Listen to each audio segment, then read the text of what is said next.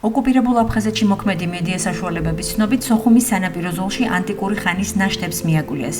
ადგილობრივი წყაროების მტკიცებით აღმოჩენილი ექსპონატი უნიკალურ ძეგლს წარმოადგენს, რომელზეც როგორც ვარაუდობენ, ლათინური წარწერებია დატანილი. Не каждое десятилетие такие находки встречаются. ადგილობრივი ეგრეთ წოდებული სპეციალისტების პირველადი შეფასებებით წარწერა სავარაუდოდ ახალი წელთაღრიცხვის მეორე-მესამე საუკუნეებით თარიღდება, რაც მათივე მტკიცებით კიდევ ერთი დასტურია ისტორიული სებასტოპოლისის სტრატეგიული როლისა და მისი მჭიდრო ცივილიზაციური კავშირისა დასავლურ სამყაროსთან.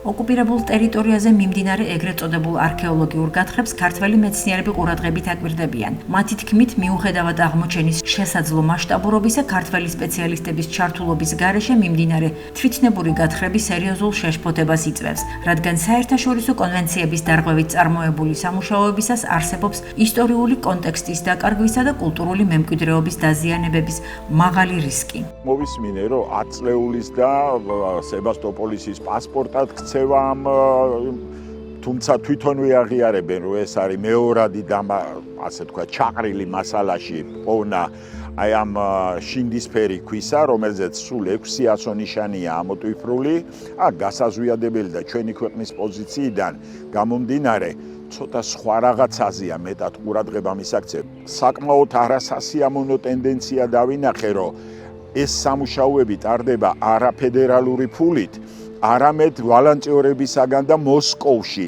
აი ამას ხაზი მინდა გაუსვა, მოსკოვში შეგროვილი ფულის საშუალებით. ამას უკვე მთელი პროცესები პოლიტიზაციისკენ მიყავს, სადაც მე ვხვდები, რომ აფხაზი ჩემი კოლეგები გარკვეული ზემოქმედების ქვეშ არიან. პირველივე აღმოჩენის შემთხვევაში მოსკოვიდან როგორ გამოქანდა სასწრაფოდ არქეოლოგი, იმიტომ რომ რამე არ გაპარვოდათ, ვაი თუ ისეთი რაღაცა დავდასტურებულიყო, რომელიც მათი ინტერესებში არ შედიოდა. როგორც დავით ლომიტაშვილი აღნიშნავს, სათანადო საერთაშორისო ზედამხედველობისა და კვალიფიციური ექსპერტიზის გარეშე მსგავსი არტეფაქტები შესაძლოა პოლიტიკური манипуляციის საგნად იქცეს. ყველა სამუშაო, რომელიც დაკავშირებული იყო აფხაზეთში ჩატარებულ ვითომ ფსევდო-კულტურული მემკვიდრეობის კვლევასთან არქეოლოგიის თვალსაზრისით, ყველაფერი უკანონოა თუ საქართველოს ცენტრალური ხელისუფლება არ გასცემდა თანხმობას წერილობითი სახით, რომ იქ არქეოლოგია ჩატარებულიყო თუ ეთნოგრაფიული კვლევები თუ სხვა. ამ ხრივ პირდაპირ ვამბობ, აპრიორი უკვე დანაშაულებრივი ქმედება ნებისმიერი მიწის სამუშაოები, რომელსაც მით უმეტეს არქეოლოგიური აღმოჩენები ახლავს თან. დე-ფაქტო აფხაზეთში ბოლო დროს არქეოლოგიური აღმოჩენების საეჭვო გახშირება კიდევ უფრო მეტად ააშკარავებს ოკუპირებულ ტერიტორიებზე ჩვენი წარსულის კვალის დაცვისა და გაძლიერებული საერთაშორისო მონიტორინგის აუცილებლობას.